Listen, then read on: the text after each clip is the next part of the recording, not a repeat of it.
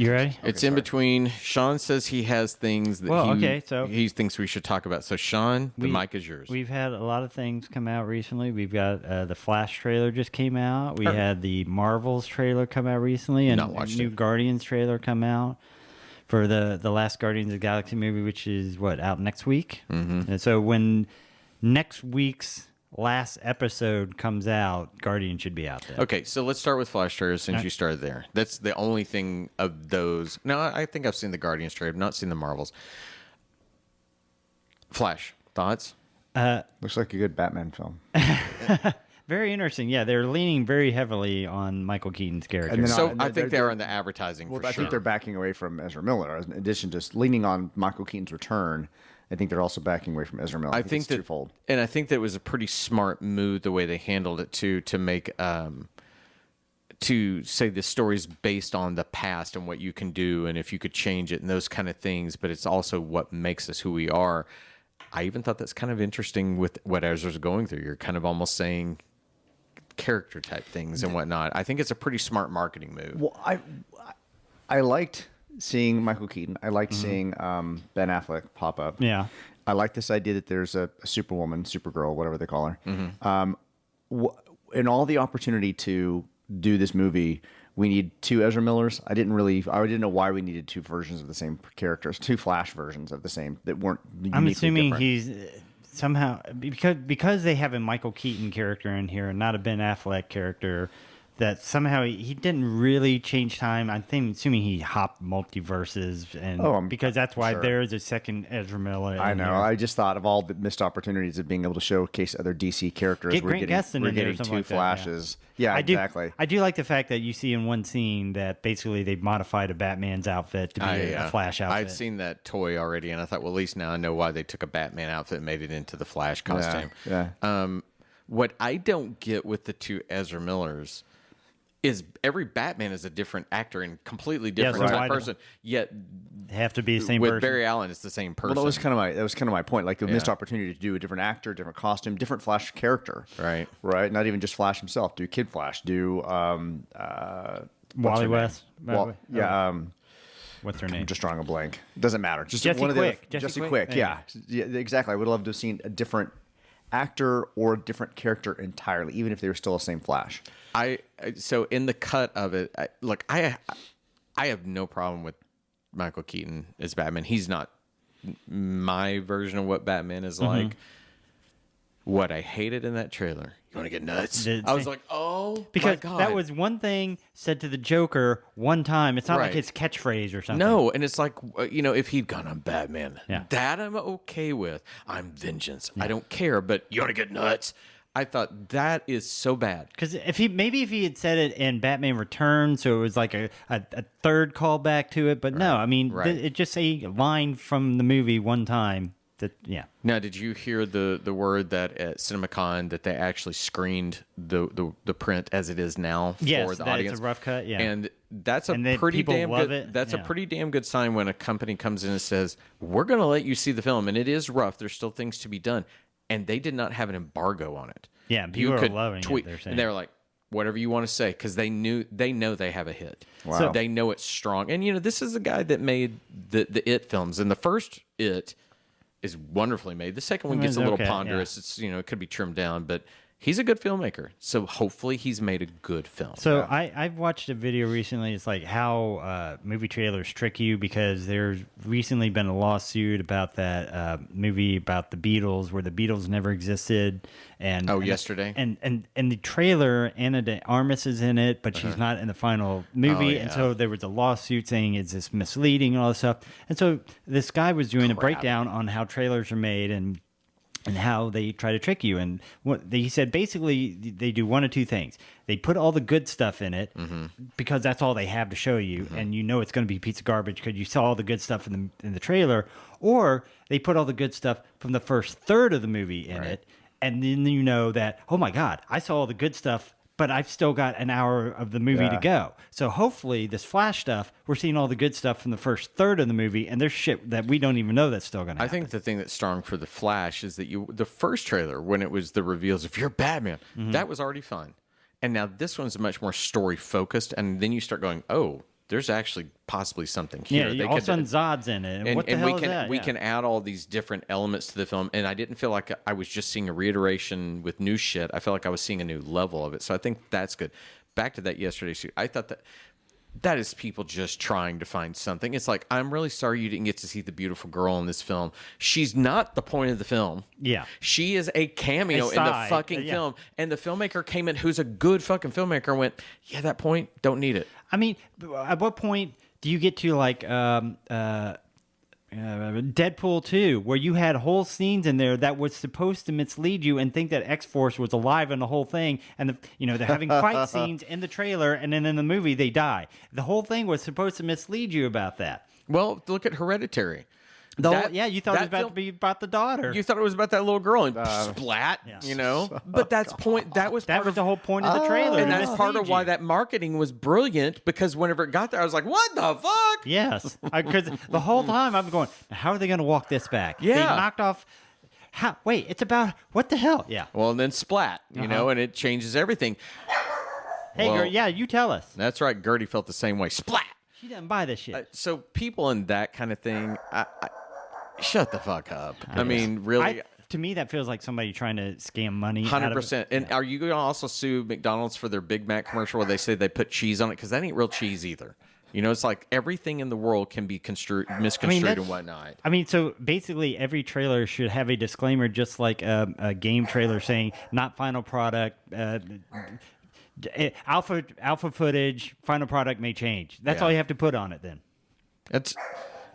Am I going to now? I'm sorry, you called that pickle beer, but I didn't think it would taste like pickle. I thought I'm suing you. Yeah. Shut the fuck up. It's not pickly enough. You guys are really... I hate people that do that kind of shit. I'm like, give me a fucking break. It just feels like they're trying to be contrary just to be contrary. All right, Marvels.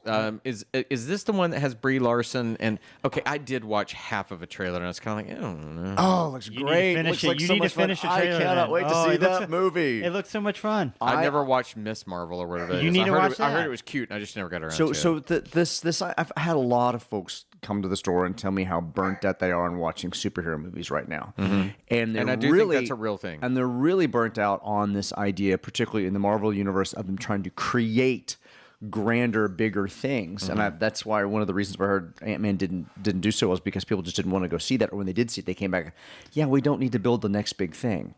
I just want to have tell fun. a story, yeah. And the Marvels to me looks like they're that. telling It looks story. like this looks fun. I want to go watch that. I think that's why the first Shazam did so well. Is because it was just fun.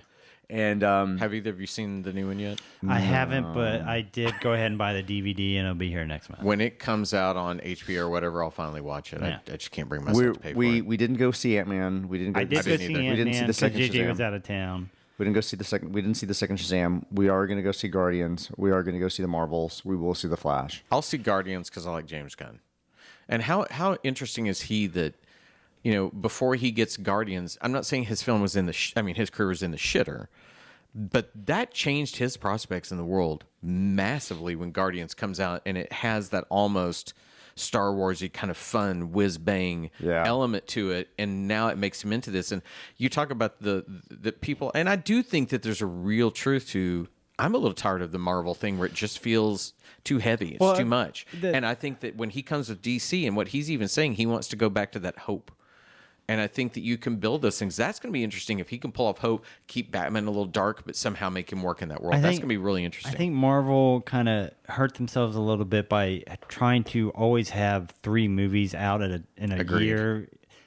And then the pandemic happens, and they had to slow down, and they had so much TV stuff going on, and so much. But whenever I hear people saying, "Oh, I'm getting burned out on superhero movies," you don't ever hear people going, "Oh, I'm getting burned out on action movies." I'm getting burned out on romance movies. It's a genre. Now, you can say, I'm tired of Marvel movies, but, I will always like superhero movies. I don't always have to like all the superhero movies. But I think, Sean, when they say that, and I feel this too, is where it also, nobody's forcing you to watch any of these. No, Sean, they're not. But at the same time, I have a right to say I'm worn out on it. What I'm tired of with Marvel is it feels like especially what they've created now, is like if I haven't watched all these things, then I don't know where they're going. And it's just like, oh my God, there's too fucking much. And after a while, I'm like, I don't need another superhero film. I don't need all those things. I want to watch other things, you know? A film that's building upon prior films that's trying to be too grand that needs to be. I don't mind a quiet superhero story. That's why Marvel. You want a standalone. The Marvels looks good because it looks fun. Look, I'm gonna have a good time in this movie. And maybe that's what I need is something that is just breaks that kind of pattern. I think that's one of the reasons why Black Panther 2 didn't do so well, and I'm not just because of the death of the lead actor. I've still not watched that either. Because they're trying to be bigger than it. Just tell a good story, have some fun. You know, give us a classic villain, give us a superhero. You know, coming up. Give us some new superhero excitement, secret identities, things like that. Just the stuff that you want to see. We don't have to. I think that the original Marvel films felt so fresh and new because it was building this grand story. I think that you've lost that grand story element because it's already been, you've created potentially the greatest franchise that's ever been done, where you built all those films that I had to see, and you told the story that in the Avengers, I said it 1,000 times, I think those final 2 films are brilliantly assembled because they would take little kisses from each film and put it in there. Mm-hmm. I think you've lost that. You finished that. And I think they need to go to this Marvels thing maybe, and maybe that is what I need, is start softly. And or instead of trying to stick with the same baggage from all the films, the Avengers and so on, let's move into the X-Men. Let's move into something that doesn't necessarily tie directly back into Fantastic this. Four. And how nice would that be? And it's the Freshman is a young take. I don't mean as young characters, but I mean we've had a couple movies in the past, but they have the opportunity to kind of build the same type of excitement over them over the course of a decade, if they really, really wanted to, without having to touch on the Avengers or having to touch on the movies they've already done. What about Fantastic Four? Fantastic Four is a little bit not gee whizzy, but they have a little bit of a softer edge at points to themselves. It's a superhero family. It's a superhero family. I would think because the Fantastic Four universe, if you will, is not as big as the Avengers or the X-Men. They won't be able to do, 12 movies covering different characters spanned out over all this. Well, it depends. When you consider that Kang is a distant relative of Reed Richards, somehow. Maybe that isn't necessarily. So can they tie that in somehow? Yeah. I think back to the last Spider-Man film where it was really, let's get to this theme of family. That last one where you brought all 3 actors together, you've already got Peter with Aunt May and a younger Aunt May, where it feels very relevant to today. I think maybe that's where Marvel needs to take it, or to these stories that are a little bit easier to digest for a while, and then you can give me the heavy. Well, from jumping into the animated universe briefly, we have Into the Spider-Verse, which was that. It was a young character relating to his dad, trying to be a superhero, and I love those kind of stories. That's why the Ms. Marvel television show was so magical for me, because it was a quiet story. Okay. It wasn't about her trying to be a part of the grander Marvel universe. Oh, and the very end, and how she got her name, and my goodness, it was all that. Okay, I'll watch it. And I'm into those. I'm into those really, really good origin stories that aren't trying to be epic. And also, she's happy. And she's happy. She's having a good time. She is excited. She loves superheroes. She goes to a convention all about superheroes, and all of a sudden, she has superhero powers. And I felt like She-Hulk tried to have some of that fun, but I just felt like for some reason something was off throughout it. I just never got excited by any of it. But I felt like they tried to have that, let's take a different look on these things. And I think by the end it got a little bit jumbled, and I was kind of meh. She-Hulk was probably a B for me overall. I liked the ideas that they were putting into it, but I don't think they fully committed to some of those ideas. They didn't commit to the Ally McBeal-esque of the show. I agree with that. If they had leaned a little bit more on that might have been more interesting. I thought that was the key, is that it's like you wanted it, but you were afraid to commit to it. She would only break the fourth wall like once an episode, right. And she probably should have done it maybe a few more times. Right. Not overdo it, but just talk to us a couple more times. That way it wasn't just like, oh, wait, she just said something to me. Until they decide to break the entire wall and just go out the Netflix or the Disney interface and climb around and go talk to Kevin. Yeah. Well, and there are always going to be Marvel products. For me, Daredevil, he can be as dark as he needs to be. I know that Disney's probably going to dial some of that back, though the showrunners and whatnot have said we're still dark. maybe we need more of that. Maybe we need more of these fresh takes on it. And you mentioned origin stories. I know that's like a trigger point for a lot of nerds. They don't want to see more origin stories in these. But I don't mind origin stories as long as you could still tell me Bruce Wayne's origin story again. If you have a new take on it, if you're going to bring out a new element with what it meant. And that's why the character has done so well for 80 years, right?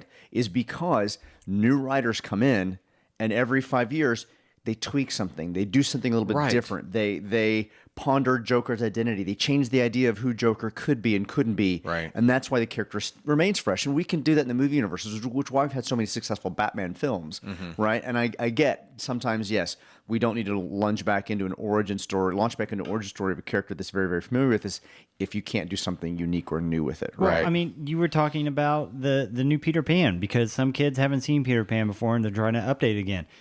Much like a comic book starts off with a recap sometimes because it's somebody's first issue that they're picking up and never read Batman before. Right. This might be the first time they've ever seen a Batman story before, and they need that origin because they don't know it. So you can't assume that your audience knows everything going in, even though your audience probably does know everything going in. Okay, so you talk about Batman. That's the easiest one with origin stories, probably. He and Superman. Those are probably, I would think... Superman, Spider-Man, maybe? In Spider-Man, yeah. I think of the origin stories that are like integral to who that person is. So you could look at any of those. Clark Kent. Is it the story of Moses that liberates them and the parents that give him up? Or is it more of a story of adoption, of people that bring in somebody that isn't thrown? There are elements there, you tweak those. Is Bruce about the shadow that lingers over you for the violence you witness? Or is it the longing of parents that were never there? There are things you can do with each one of those, and I think as long as they find new ways to introduce it, I'll tell you what, it's interesting. Grant Morrison, I think, did the best brief introduction of a recap of an origin for Superman when he did All-Star Superman. I pulled up that first page, and it's literally 8 words. It's Doom Planet, Desperate Scientist, Last Hope, Kindly Couple. Yeah. That's Superman's origin. Yeah. So I have to ask this because we've talked a bit about the different Batman. And I will warn before I ask the two of you, I can't pick one. But of the silver screen Batmen, who's your Batman? Oh, who is my Batman? Of the actors that have portrayed him on screen. Adam West is not a part of this. I'm asking. He was on the big silver okay, screen. fine. He had a movie. He did. Okay, movie. you can put Adam West in there because you're right. He did have a silver screen moment. If I have to say the Batman that I've enjoyed most is really the Ben Affleck one because he did the work, like the physical work to be a beast that Batman needs to be, and the fight scenes is what Batman does. He's brutal and he finishes fight. He doesn't fight perfect. He got hits on him. It's not the silly Michael Keaton jujitsu. I just push something out at you and stop you. Right. I think that one's the most Batman. The second one would be Pattinson. After that, that's me. You? I don't know. I don't have an answer for that one.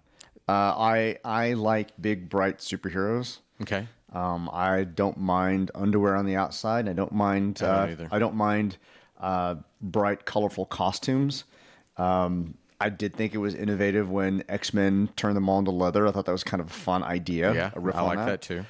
I do. I grew up with the Adam West Batman. Therefore, I like my big, colorful superheroes. However, I'm torn between a lot of the actors from the last 2-3 franchises that we've seen Batman in because they're all good actors. Both the current Batman, Pattinson. Ben Affleck, and then Christian Bale.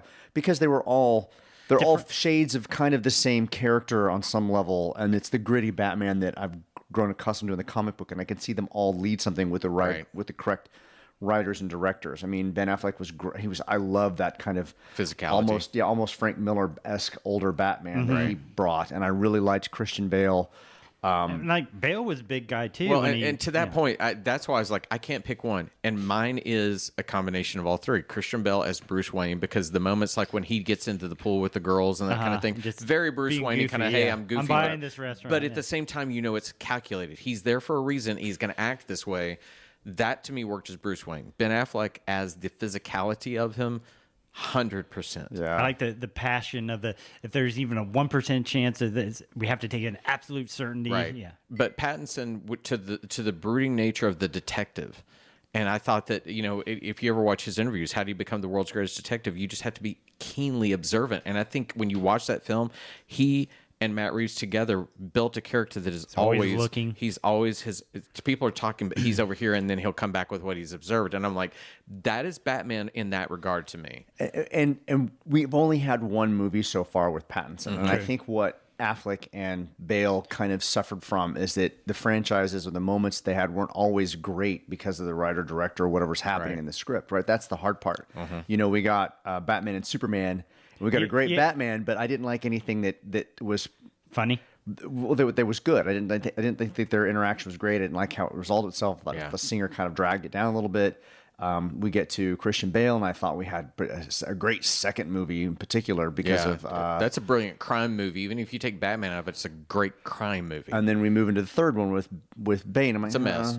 Well, so they're all a little bit, with the exception of Pattinson, kind of mired in the directions of the films went, or moments that just keep them from being the Batman. I think the one thing that gives me hope with Matt Reeves is, again, what you're going to see in these two films that he directs here. They are very consistent tone-wise, and they do not... They build on each other. Yeah, it is literally like, I understand what I created, and I'm going to go. And so when Reeves is then doing this whole Penguin series, too, that's kind of like, I'm going to develop this little undercurrent that we can go from there. I have a really good feeling. I hope that Warner Brothers keeps saying we'll do these Elseworld films and let you do that outside of it. Universe, because I don't want to step away from it. I think they've created something that's James pretty Gunn, unique. I think James Gunn is going to. I think he's a good person in that way. Well, you look at the properties that he's picked, and they almost sound like they're not to be connected. I mean, you look at Supergirl, Woman of Tomorrow. You look at Creature Commandos. You look at the fact that Peacemaker is going to continue, and you're like, how does this work? Yeah, these feel like they're a little bit Elseworlds films that may have some type of connection. Then maybe the Flash film will explain what exactly is going on, and maybe it just sort of clears the palette of everything that's just existed before, so we can be here. I know that he's scrubbed. There were talks of a Gal Gadot cameo that they killed out of that, and then there were Henry Cavill. I've admitted I like him. I think he's an interesting actor. I thought he was a really good Superman. I thought he was too. I thought his film was not fair to him. I thought he could have brought a lot to that wasn't there. I do have to. Did y'all read the quote about Michael Shannon was almost going to refuse to do The Flash because he went to them and said, I don't like the way you treated Zack Snyder. I really like Zack. No. I thought what you did to him was unfair with the whole thing with his daughter committing suicide. And I thought, well, good on Michael Shannon. And Peter Miscavige and someone else asked him, they reached out to Zack Snyder and said, would you talk? And Zack Snyder is the one that told him, please do the film. Because apparently they're trying to be respectful in this film to Zack Snyder and what he's done and try to kind of give it a culmination. So I thought pretty classy move for Zack Snyder, who did get one of the most unfair treatments of a studio towards a director. Your child commits suicide and you use that as a chance to take a film away from and we could, and sitting here, criticizing some of the films we've seen, DC films, specifically Zack Snyder, who's in charge of. I still wouldn't want to see a movie universe shit on his work. I would rather the movie pay respect to it. Exactly. I mean, I didn't, we talk about, we get to the silliness of the later Batman films that, what's his name? Joel Schumacher directed. We got the I still don't want to see the movie universe just eviscerate those movies. You could still be lovingly to them. I can laugh at them all I want.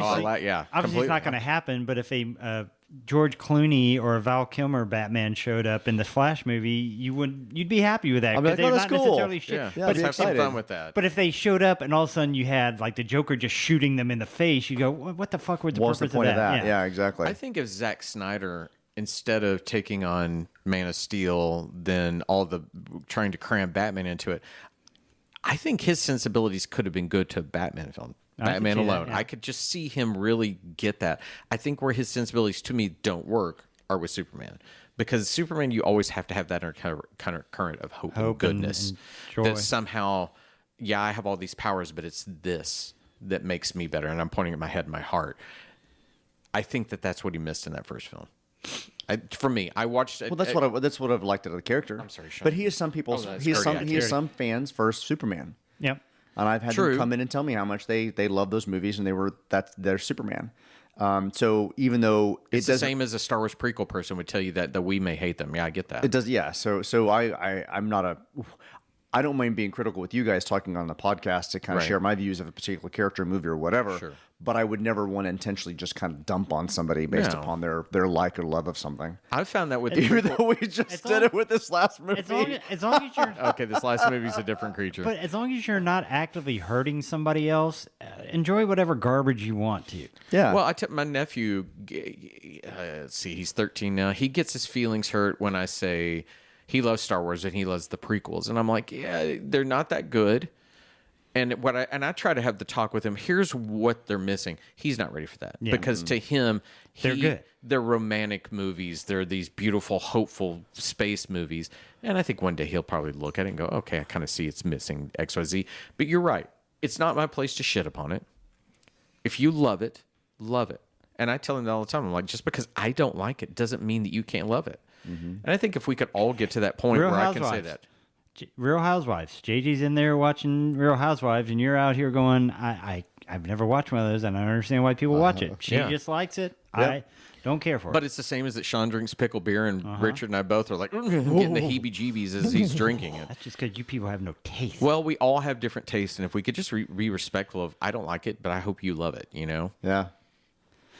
That sounds like an in-between. I think that's it. How long did we just talk? 26 minutes and 25 seconds. That's mostly all? about DC. But that's the last in-between of this film series. Oh, my goodness. We won't do one next week because the end of the There's week will nothing in happen. between. But what about all the drama between now and next week? Oh, I don't know. I think maybe we'll have to get over a couple of beers and some Mexican food or something like that. All right, Something like sounds that. good. Sounds Okay. good. All right, that's it. We'll be back and we'll finish the movie up. Everyone have a great weekend. Bye. Bye, everybody.